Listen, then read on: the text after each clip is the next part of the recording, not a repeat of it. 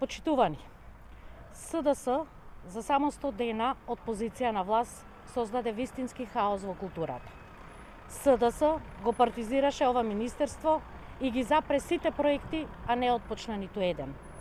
СДС со самото доаѓање на власт покажа колку им значи културата и затоа, уште во првите денови на власт, СДС скрати неверојатни 4,5 милиони евра од буџетот наменет за унапредување на културата. СДС скрати средства наменети за заштита на културното наследство, филмската продукција, доградбата на Струмичкиот театар, како и за разни други инвестиции во културата.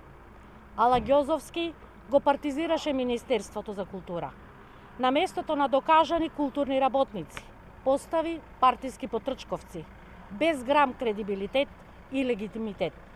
Таков е примерот со поставувањето на среднистот Стојанче Павловски за директор на Националниот ансамбл Танец, за што беше сменет маестро Зоран Џорлев. Ала Ѓозовски го преполни Министерството со така наречените граѓански активисти, како Никола Наумовски, Петар Арсовски, Ѓунер Исмаил и Мирослав Грчев. Ала Ѓозовски ги изманипулира граѓаните. Ала Ѓозовски во текот на изборите ветуваше заштита на Скопскиот аквадукт, конзервација на ангелот од Курбиново и заштита на локалитетот Скупи, за сега од позиција на власт око да не му трепнува за објектите од значење на културата.